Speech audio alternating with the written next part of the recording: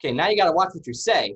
Hello, everybody. My name is Micah Hunt. For those that don't know me, I work for a real estate company, not a realtor. I help families downsize. Why am I doing something like this? It's because we needed it. Clearly, look at this group. It has grown exponentially. I am excited to see the amount of people that have been joining us. I've decided to do this in May to provide presentations, speakers that provide education and information about services that we need to hear about locally, and in this case, internationally, and to keep us connected and informed during a pandemic that we're all experiencing differently altogether, actually. So without further ado, that's kind of why I do this. So we do this every Friday. Every Friday, we have a different speaker that presents, and today, I'm really excited to have Colin Milliner, who is the CEO of the International Council on Active Aging. I got it right this time. So he is going to be speaking on aging well, navigating the next normal. I'm going to stop talking now. Colin, the show is yours, sir. Well, thank you, Micah, and welcome everyone. I'm glad that you've taken time out of your busy schedules to join us today, or join me. Well, you know, people say I have a split personality, so maybe us is a good description of that. Today, what we're gonna do is we're gonna focus on, as Micah said, aging well, navigating the next normal. This presentation and a fair amount of the information is coming from a task force that our organization, the International Council on Active Aging, put together to look at how to move senior living communities forward as we explore how to navigate COVID-19 and the next chapter for senior living. There were two predominant themes that came out of this, and that is, one is how to make sure that we can enhance the health and wellness of older adults and our staff as we move into this next segment of the industry's evolution, and what is the actual new value proposition for senior living communities. So with that said, what I'd like you to do, for those of you that are able, is to think about the comments that I make and think how they apply to your organization, whether it is short-term, mid-term, or long-term, but we need to start planning now. There's going to be no greater challenge than not planning how we emerge out of COVID-19 or through COVID-19. So look at what the strategies are, look at what the tactics are that you can create around those strategies, and think about them short, medium, and long term. With that said, let's get started, shall we? I'm excited to be here. And I'm overlooking a beautiful park as I speak to you, so the day is just fine. With that said, what I'd like to do is set the stage for the rest of the presentation. And to do that, I wanted to start with a very simple statement. Do you want to live longer, better, or better longer? I don't think many of us would say no. And that answer is actually what has seen a shift take place in society. Over the last 30, 40 years, we've come to the realization that we can live better, longer. We have much greater capabilities than we ever thought possible. Our challenge has been, how do we help individuals to realize these opportunities, this potential? And potential basically is untapped talent. So it could be around physical activity, it could be around painting, it could be around anything, learning, knowledge, whatever it is. But how do we help individuals embrace, discover, and utilize that? Now, because of all of that, and we are seeing a new way of viewing aging, there's actually now a new definition of healthy aging. And this will set the stage for what is to come, and that is that it's no longer about the absence of disease. It's about maintaining our functional capabilities, because today many people are living with diabetes, with heart disease, and all of these other health issues. And many of them are having a good quality of life.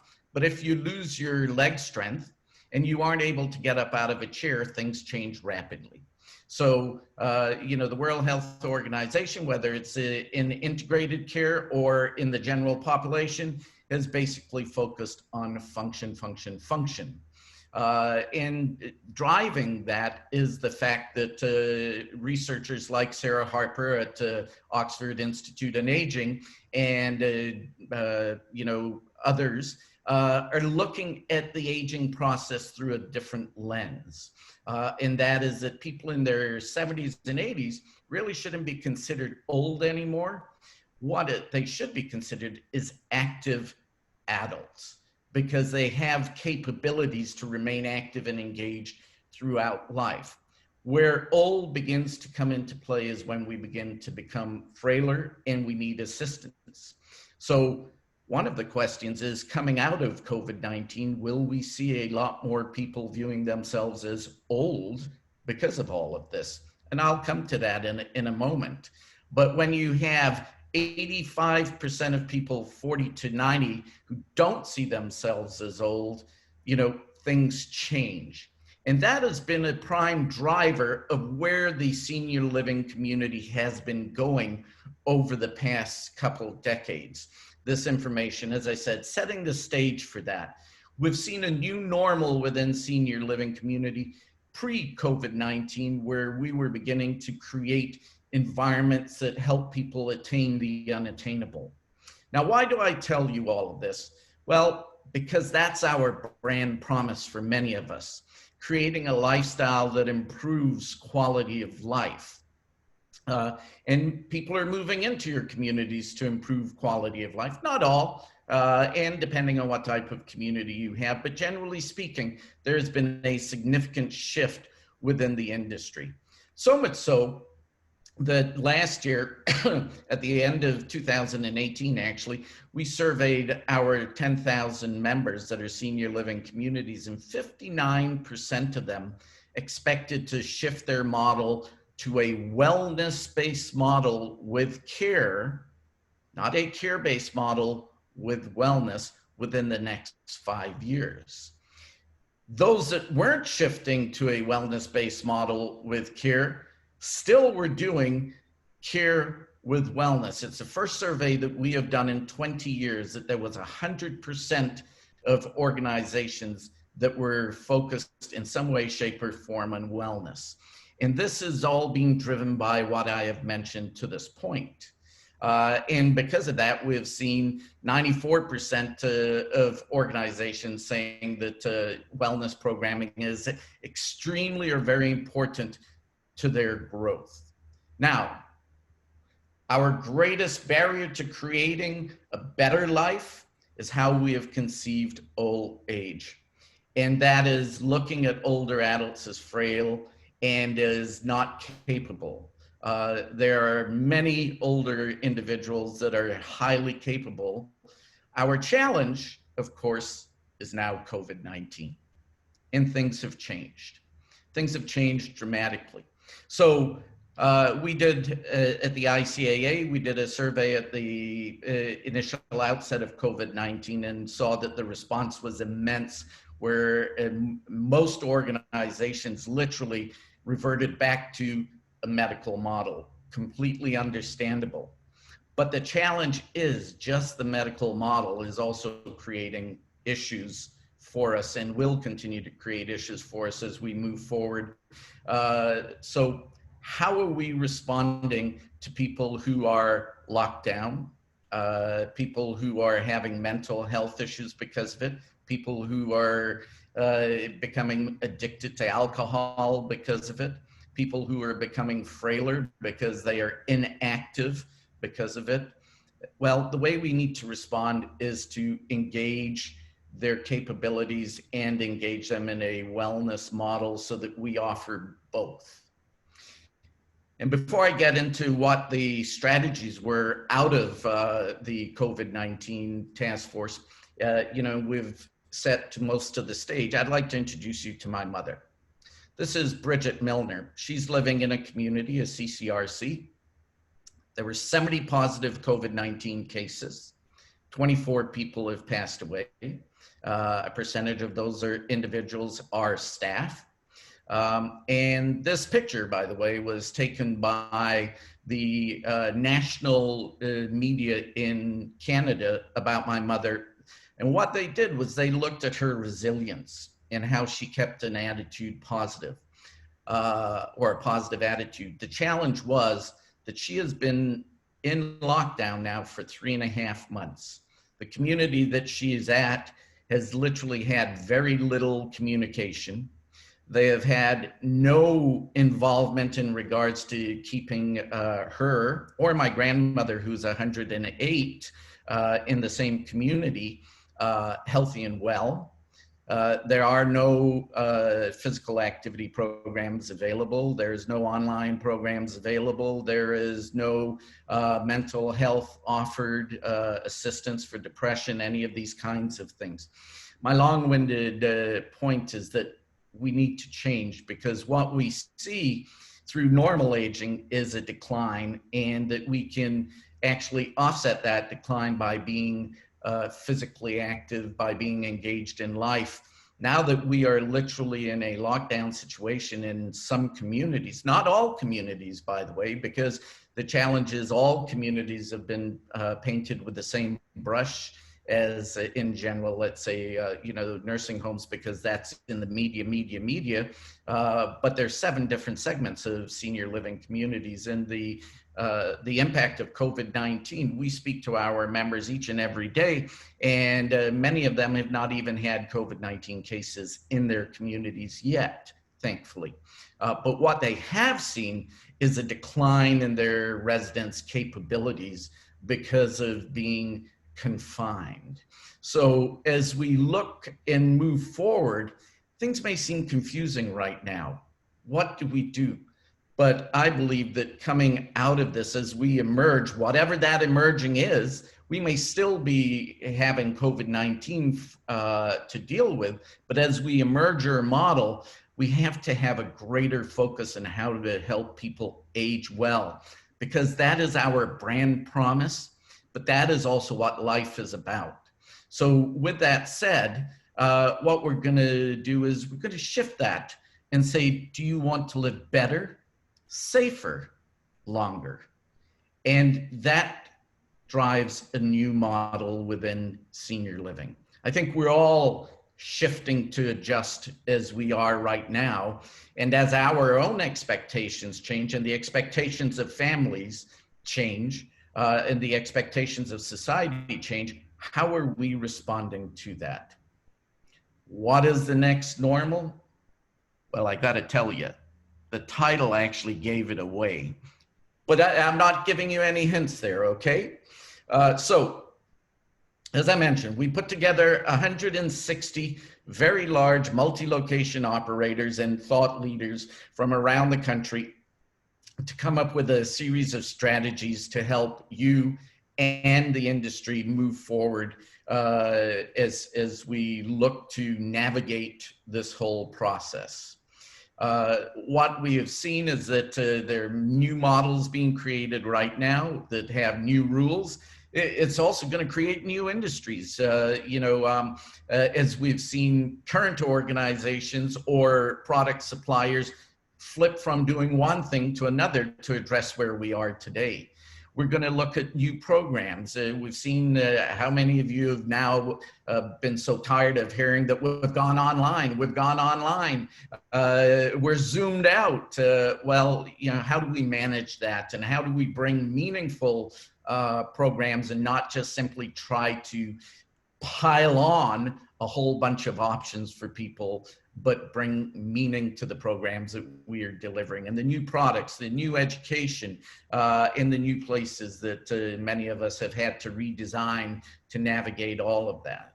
So with that said, I want you to remember one thing as we go through the rest of the presentation that actually talks about the strategies and what came out of all of this, and that is no 2 individuals experience aging in the exact same manner or same rate.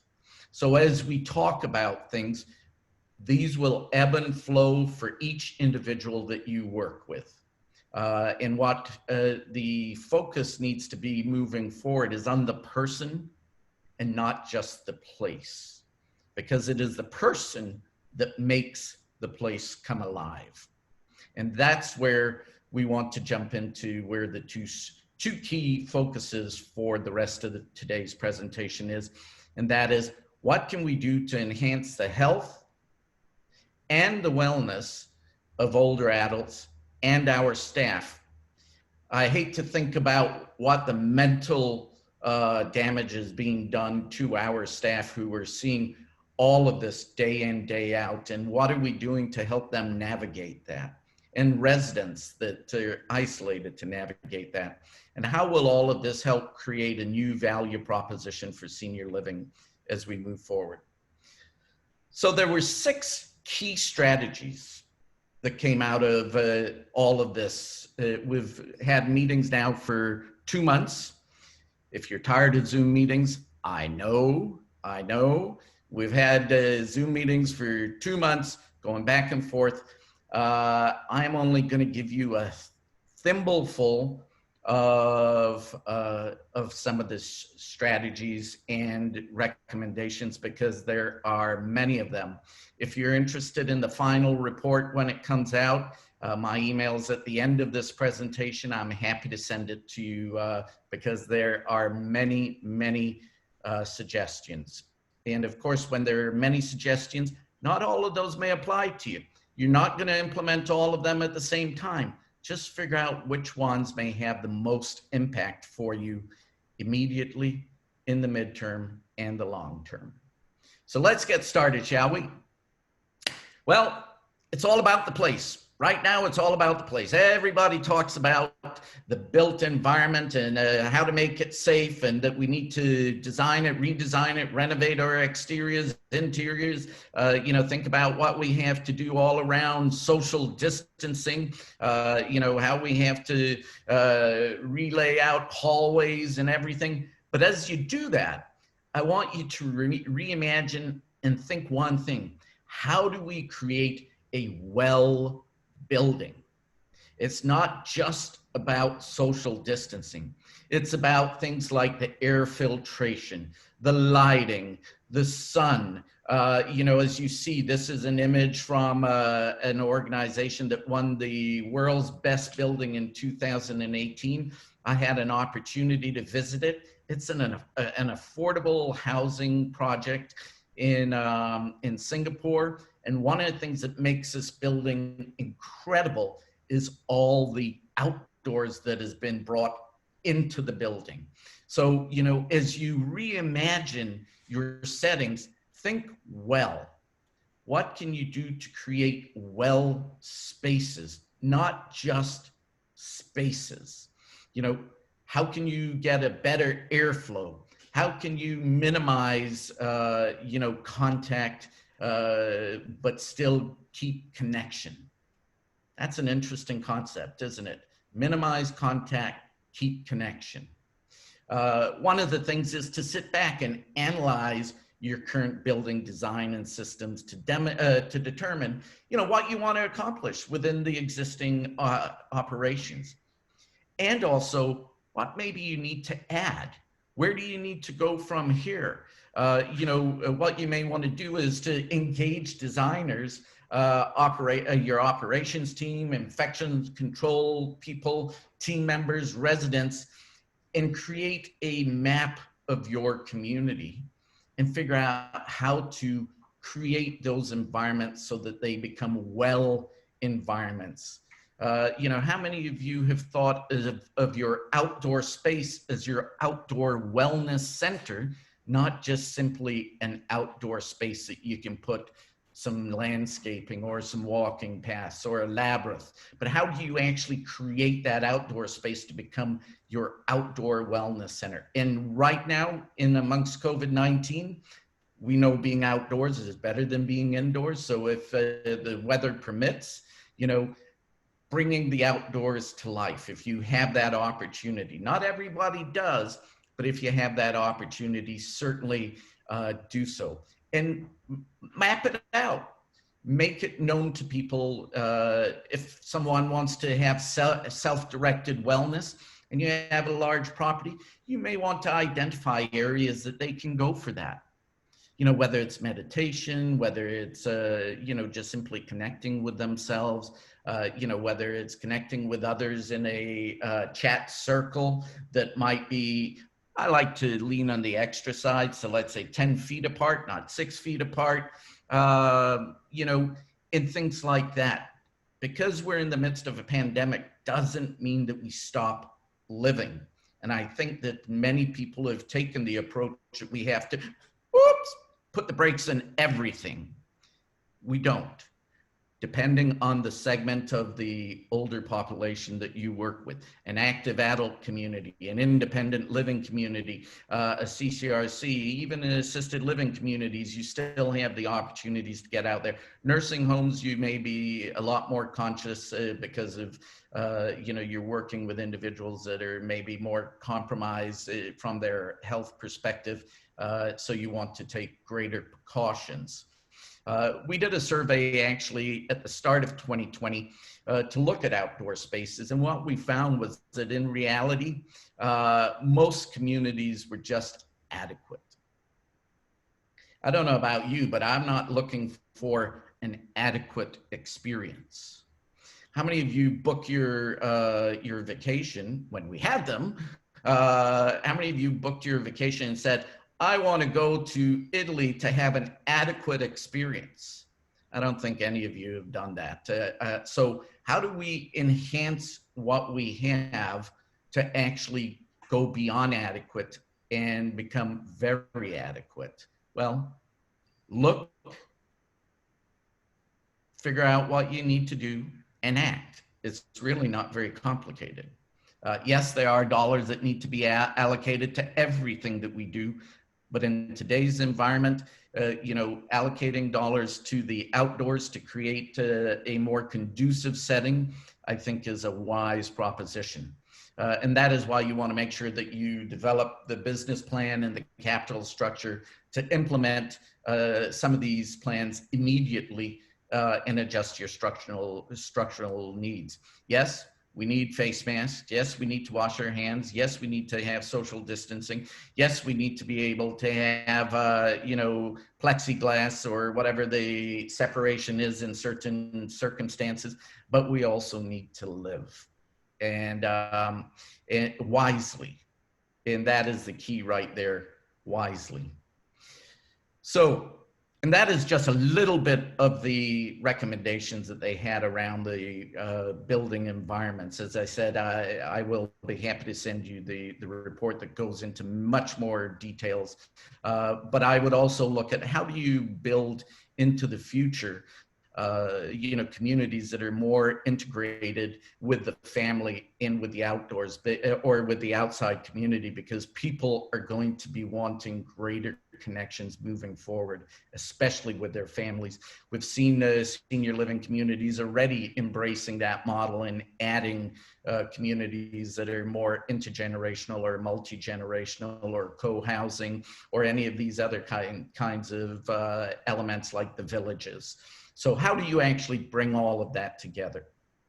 And then once you do, the exciting part that, if there is an exciting part of COVID-19, which, I'm sure we would all prefer not to have the exciting part of it, but if there is an outcome that is positive, I think it has shown the owners and people at upper management the kind of staff that they have, the caring from that staff for their residents, and that they need to, this is recommendations from people who are owning these multi-location operations, to actually focus on enhancing that purpose, taking it by the hair and dragging it along to, to create an environment that works and builds off of that passion. So, one of the things that has happened with COVID-19 is that we have seen the flattening of many organizational curves and structures to individuals all along the continuum of staffing have pitched in to help. Well, why isn't that continued as we emerge through this? Let's break down the silos so that people are actually trained in multiple areas. You know, the focus with wellness, as an example, is to create a culture of wellness. To do that, you need all individuals within the organization that understand what that is.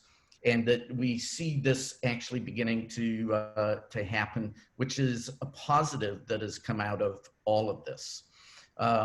So, you know, one of the things that we need to look at is how do we rework our staffing model moving forward, breaking down those silos. You know, the transformation when you recruit people in the job descriptions that you create, building that into the job description so that people know I'm not just coming in for this, but I'm part of a team that addresses this. And this is the health and wellness of our residents.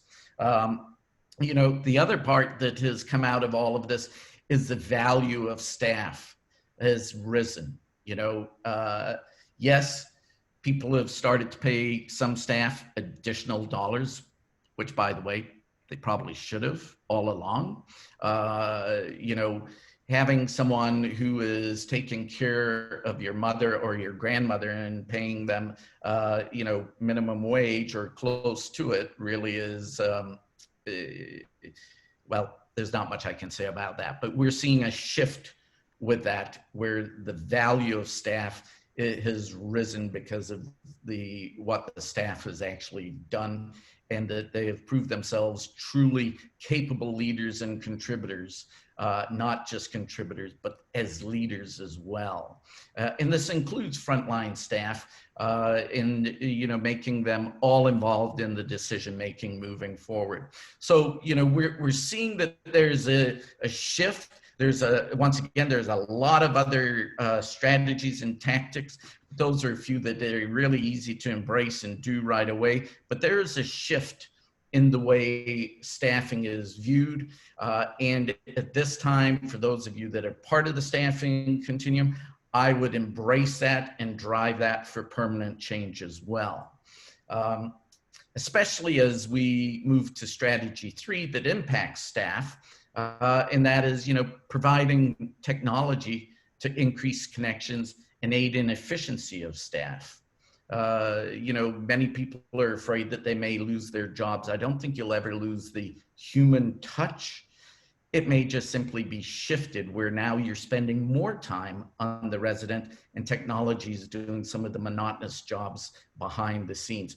That's not always the case, but you know, that is the goal. So as you look at your community and you look at technology, think about each setting, pre-COVID-19, COVID-19, and hopefully post-COVID-19. Think about the settings and the products that will be needed. There's so many different products now, but you know, look at smart technology, artificial intelligence, virtual reality. We've all been talking about virtual reality. You know, it's a wonderful way to minimize maybe depression, just simply hanging out and visualize you're swimming with the sharks or jumping from, you know, a diving board. You know, we're seeing people utilize robotics as a way to reach out to residents and minimize human contact or transfer of disease, wearables, voice activation. But once again, you know, look at your map and look at where to integrate that technology. And how do you use that technology to stay safe, to lead a better life, and to live longer? The 3 things all throughout this community. And, you know, yes, you have smart homes, but you also have smart homeowners. So how do the smart homeowners maximize the smart homes as opposed to just rely on the smart homes? You know, and then applying, you know, that technology and training into the many issues facing the organization. As an example right now, contact tracing for people with COVID-19. On the other hand, you can be looking at, how do you use wearables to manage, someone's activity within their apartment, so at least you can see what they're doing to make suggestions. There's all of the different tools. All technology is a tool. Excuse me, and no technology could prevent me from sneezing. So, how do you use that tool? And also, who is actually helping you to understand that tool? We did a research study in 2018, and we found that, the most ineffective people delivering the training for technology were your supervisors. The most effective were the people who actually, sell the technology. That stands to reason, doesn't it? And that is that basically they know the products. So, look at utilizing those to help with your training and help envision what you can actually do with your technology. After all, technology is supposed to enhance the experience, not take away from it. So one of the things that we want to do right now is to look and anticipate what our future needs are going to be. Coming out of all of this, what are some of the future needs going to be around technology and depression, technology and mental health? By the way, depression, by 2020, according to the World Health Organization, depression was supposed to become the second leading cause of premature death and disability. I would be interested to see where it sits at the end of the year, because there are a lot of people out there who are having a hard time right now, as there are some that aren't. So how do we help individuals become resilient? How do we help individuals manage that depression? And how do we use technology and think about all of that, to reduce stress? So as an example, I normally wear my Apple Watch, and on the Apple Watch, there's the breathing component. It tells you to stop and breathe and just connect with yourself. Are there technologies out there that you can use all throughout the community to help residents to manage their health and well-being? Obviously there is, and then providing the support to help them understand how to use those. And also, by the way, how to help your staff use those. And then to, educate staff on the benefits of the technologies. A lot of times people won't implement the technologies because no one's really told them what the benefit is and how to use it. It's been rushed into the community. So, take time, and most important from my perspective is to leverage the technology to enable residents and staff to function independently and access virtual resources. How many of you have been to the zoo since you've been locked down?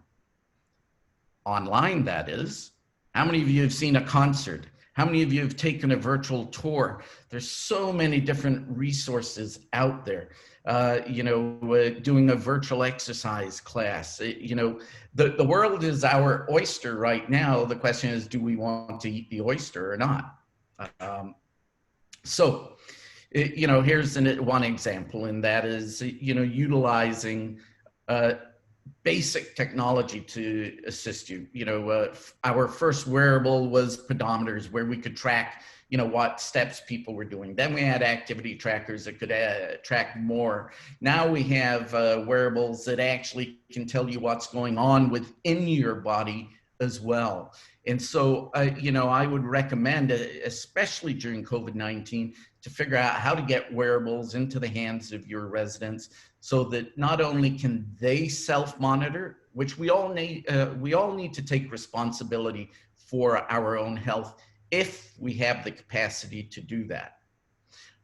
But if we do or don't, you have the capacity to also monitor through the wearable what people are doing. Are they able to get their heart rate up enough to keep their cardiovascular system going, during this time? Are they, sleeping well? What's their heart rate? Has it risen up? There are multiple different factors that you can look at. So utilize these tools to help you monitor your residents' health and well-being, and not just disease, which in many of the conversations I have, that's what most people are focused on right now. But there's a disease called mental health. There's a disease called, frailty, and all of these different elements need to be addressed at the same time.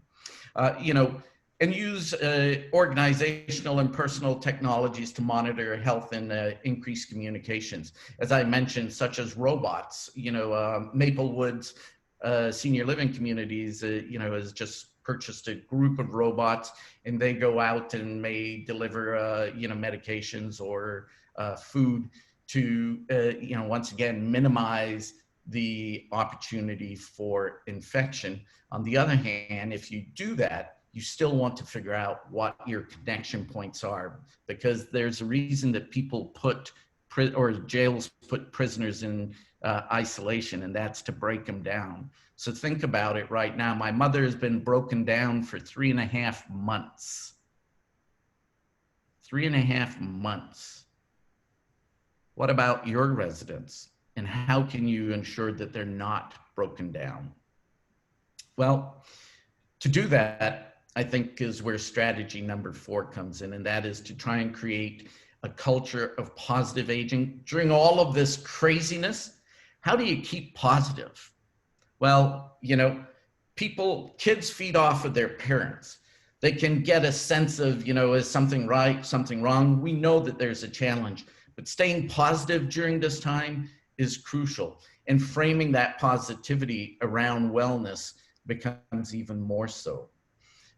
With that said, focus on the person, each and every person. Find out what they need, what's going to make them smile, and help fulfill that smile. Okay, not a very hard question, is it? Just simply ask them, what makes you smile? Well, what makes me smile is connecting with my grandchildren. Well, great, let's figure out how to do that, if you haven't already. Okay, what may make them smile are pets. So is there a way to connect them with pets? Real and robotic, but learning what people need to actually function day to day. The nice part about wellness is that it's integrated or I should say, it provides you an integrated approach to person-centered solutions. But what the hell is wellness? How many of you know what wellness is? Put your hands up. I can see all of you all at the same time. No, I can't, not really, but oh, there you go. I saw one. It's like one of the birds flying by in the house here. So what is wellness? Well, the ICAA's definition of wellness is that wellness is derived from our ability to understand, accept, and act upon our capacity to lead a purpose-filled and engaged life. So think about that right now, where we are and where we need to go, and what you can do to help people accomplish that. By doing so, we can embrace our potential, our untapped potential, to pursue and optimize life's possibilities. Life has many possibilities still today. As I mentioned, I happen to live across from a park. I still go for walks. I still play pickleball.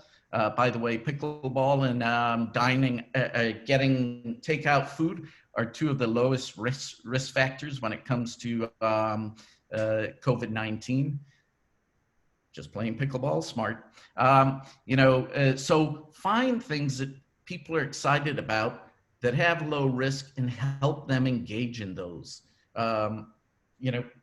Because wellness is multidimensional, as is an individual, whether it is our cognitive abilities or physical abilities, staying socially connected, spiritually connected, offering our services vocationally, remaining emotionally well, or the environment that we live in. These are all the different elements that build us as an individual. So we want to be able to support that. Part of the challenge we have is that right now in many communities, wellness is singular. And what I mean by that is that it's a department. There's a wellness department, it's not a culture. And most co-workers don't feel that it's part of their job. Matter of fact, most co-workers aren't familiar with what wellness is based on our research. So if we're going to move forward to help people age well, the first thing that we need to do is to actually build that culture of wellness across the community. Educate, educate, educate residents and also staff. Here's an example of that. Here we have all staff and departments support wellness. Well, we realize that that's very important. Yes, everybody says, yes, it's important. 92% of you out there say it's important. The only problem, as far as being very effective and extremely effective, only 34% of you actually say you've achieved that. There's a 58% gap between importance and effectiveness. So one of the things that we need to focus on is not just saying things, but actually delivering them, making them come to life. If we're going to focus on aging well, we need to have the whole team involved in that, because whether it is food services, whether it is physical therapy services, whether it is, the landscaping, everything impacts that. So build and educate your wellness workforce across all departments is a key strategy moving forward. Put wellness into your policies so that it's not forgotten. To help you with that, the International Council on Active Aging actually created a guideline of recommendations on how to create your blueprint for wellness-based communities. It's available on our website. Once again, if you care to email me, I'm happy to send that to you as well. But it outlines basically how to create a wellness culture in all the areas, from the built environment to the programs, to the people, to the policies. And that's what it takes, is all the areas. Imagine if somebody simply said, I will create a car, but I won't bother put tires on because that's not my responsibility. Well, that's maybe not a good example, is it? But what the heck? You get the idea.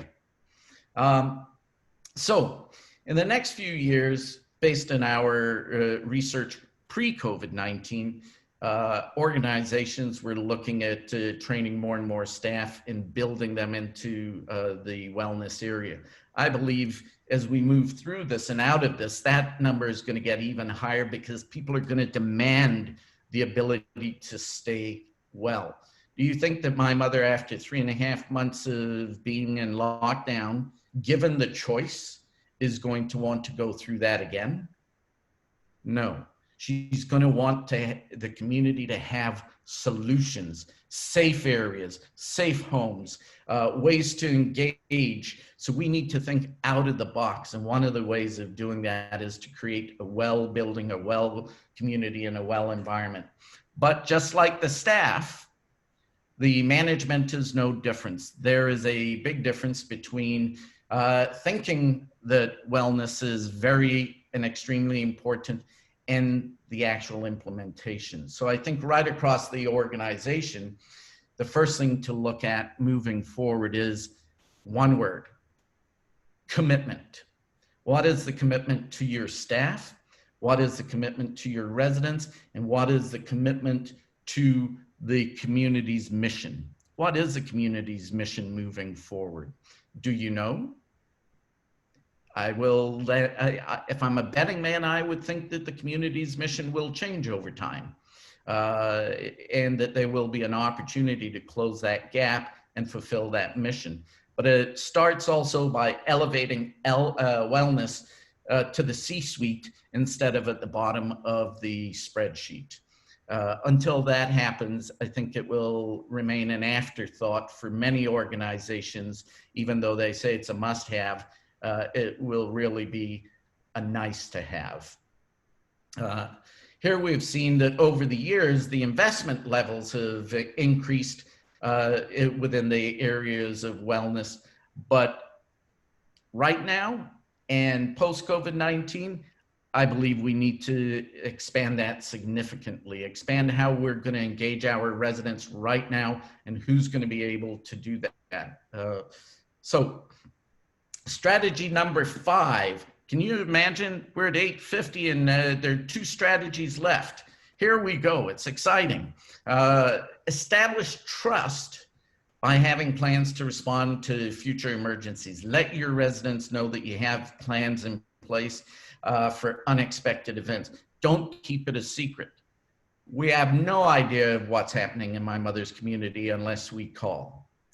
The first thing to do is to involve your residents and the staff at all levels in planning so that you understand what the residents are going through and have gone through to create a plan that is really person-centered as opposed to just emergency responsive. I'm not so sure if that was proper English, but forgive me on that. Establish communications, clear communications. This has been a problem with a lot of organizations that I've been speaking with.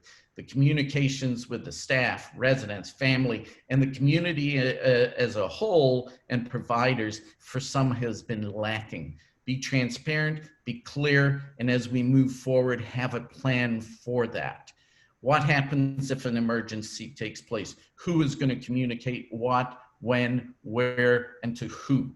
Reimagine what wellness with care will look like for each level of living now and in the future. Because it is different how you implement depending on the capabilities of a resident, but residents know their capabilities as well. And one thing that most people have been able to do if they are still alive, as my 108-year-old grandmother would say, is she has been resilient and she has been able to adapt. 2 key things, and she keeps a positive attitude. But, those to me are crucial. By having a plan in place, you reduce fear. And it's the fear of the unknown that scares everybody. If we know what our path is and what we're going to do, it minimizes the fear around that because all of us can plan and all of us understand what the parameters are. Develop a strategy to, address residents' safe home and safe community throughout, the management, now and in the future, by the way. One of the simple things is airflow. It sounds really simple, doesn't it? But do you have an air filtration system that, will take a lot of the different issues out of the air for you?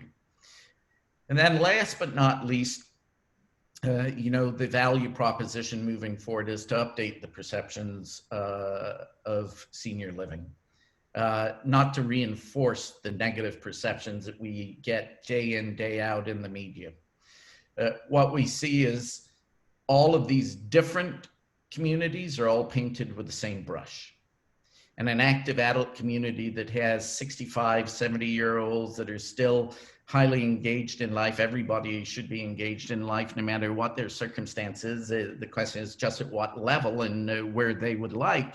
But if you are highly active and engaged and you are going out and everything, and you are still active and the world is telling you not to do things because of outbreaks in, let's say, nursing homes where people are more compromised, you're being painted with a brush that maybe you shouldn't be. Helping the media and also your residents to better understand the different levels of care and the language that you use with the media around that. One of the big things that came out of all of this was that even within the industry, we don't know. And if the industry doesn't know, how can we expect the media to know? And how can we expect our customer to know what they're looking for and what they should be getting within that community? So be very clear on what kind of community you are and what you offer. With that said, To do that, choose the right words in the stories that present an accurate, positive picture of your senior living community and senior living in general. Why are words so important? Well, all you have to do is just look at this example and you can see the use of a negative word and the impact that it had in this grocery store. Geezer aid was how they were selling their drinks. The older you were, the more wheezed you were, the more expensive the drink was. Needless to say, they had to pull the campaign after 2.5 to 3 weeks. Let's not make those mistakes. Let's focus on language. You know, this is gone, not at your age. That thought has got to go. How many of you are sitting here going, not at my age? Your daughter or your son is telling you that you shouldn't dress like that. Who has the right to tell you how you want to dress? The first thing that any innovation demands is actually a change in language. A change in the experience requires a change in language. So we need to change our language moving forward to portray exactly how our communities are safe. Imagine the millions of people out there who are older, who are in their house by themselves in lockdown. They have no support or very limited support. These individuals would probably thrive much better if they were in most of the communities right now. I think that there's an opportunity as we move through this for those individuals who will be seeking new opportunities to move into your communities. To do that, you may want to actually collect data to provide evidence of the benefits of senior living and actually the benefits of how people engaged and lived their life during COVID-19 instead of being just locked down. What did you do to help them age well? That will become an incredible story for those who are coming in after all of this, wanting to move into a community so that they don't experience that isolation again. And then to develop new partnerships and to educate consumers and the media about the aging process and senior living in general. So in summary, we have this incredible opportunity in front of us that has been there and was moving in this direction. And then hit the wall. Everything has been locked down. Now, as we begin to emerge, not open up, but emerge, because we've never really shut down. Our residents live in our communities 24 hours a day. So your community has not been shut down. You are simply emerging. And as you emerge and you look at how you emerge and what's next, I encourage you to focus highly on how to create a new model with new thinking, because that's what's needed from the outset, and to focus on aging well as the next normal. With that said, I'd like to thank you all for attending this session. Here is my email if you would like to contact me for any of those reports. Just say which ones. I'm happy to send that to you. And then I'm also happy to take any questions that you have. I realize that we only have a couple minutes, so I can speak very, very fast like that to answer your questions. Thank you, Colin. This has been great information. I've been reading the chats. Everybody's just been grateful for the information you provided, and they are going to follow up with you. Would you mind, Colin, stop sharing your screen?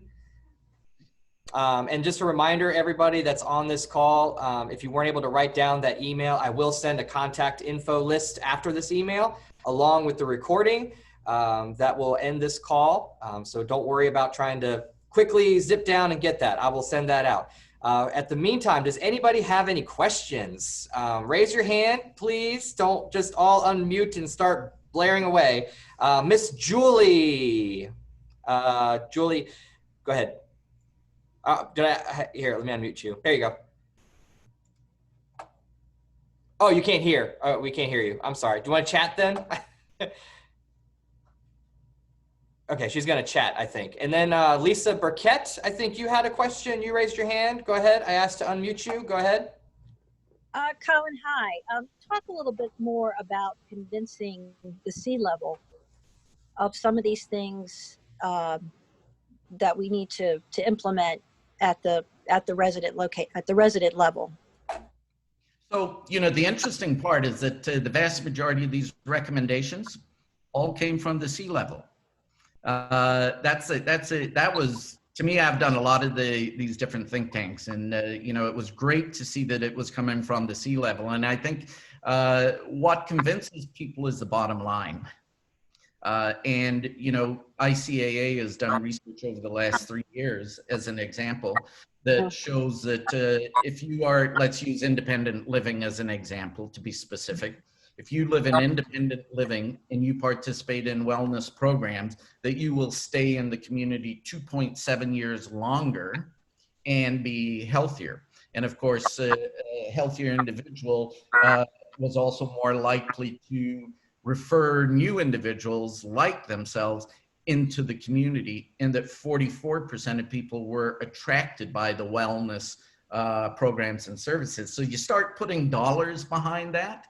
Now you look at where we are today and you say, we have to look at how we manage this loss of health and wellness that people have experienced coming out of this. And to do that, we need to even have a greater hyper focus on this, because what will happen is, and I hate to say it this way, but you'll lose residents quicker right now because, people are either they've got infected or their capabilities, the cognitive capabilities. I've heard from a lot of communities with the isolation, people are having challenges. So the retention factor right now is crucial. And to help with that, you need to help people to remain engaged. Hold on. Go ahead, unmute yourself, Lisa. I said great points, and it should be not too hard to tie wellness programs to new residents and healthier residents. And we have those reports. I'm happy to send them to you. And the reality is that we need to move wellness into that C-suite. Now, with that said, just prior to COVID-19, you began to see people like Benchmark Senior Living that, created a relationship with Canyon Ranch to develop, wellness-based communities. Kendall Senior Living that is developing a Zen-based community. Sunrise Senior Living that has their villas that are focused, highly focused on wellness. So the change is happening. I just think that moving forward, we need that change to happen faster to remain relevant for what people are going to want out of their communities moving forward. Thank you for that. And thank you, Lisa, for that question. Julie, the one that can't have audio, is having some audio issues, the one waving at you. She says, how do you convince communities to invest in the new normal? I've been trying some of these ideas long before the thought of COVID, but it should have been so all along. The pushback I always get is the cost. Yeah, and I would push back against the pushback and say the cost of not doing so is more so. Losing residents earlier because of capabilities. People, as far as satisfaction goes. 30 years ago, when I first started, I would go into communities and, what I would see as a small room that was basically an apartment that was converted into a wellness center. And the ICAA has been around for 20 years now, and we've been doing a lot of research over that 20 years. And what we've seen is that there's been a significant shift. So part of that is, are you remaining relevant to what the customer wants and also where the industry is going? When you start seeing that, 45, 50% of communities have built now standalone wellness centers, and you're still having to convince your owner, it is a, send them to one of our conferences. You know, send them to me. I'll take care of them for you. You know, because it really is, you know, it's about the lifestyle that people are looking for today. It's not about managing an individual's health. It's about helping them to manage their own health and remain engaged in life. And to do that, you need to have certain capabilities. Yeah, and a comment that was, she says thank you. And Julie, don't worry, you'll get his email. So I'm sure you will be blowing up Mr. Collins' email. Please do. Does anybody else, I don't know if I saw some hands raised. I don't see any. If you don't want to share your screen, that is fine. But if you could like use the reaction emoji and just put it up so I know that you have a question. Eric, I see that you are sharing your screen. Did you have a question? Okay. Thank you so much for this inspiring webinar. Oh, thank you, Asa. Susan. Susan, go ahead.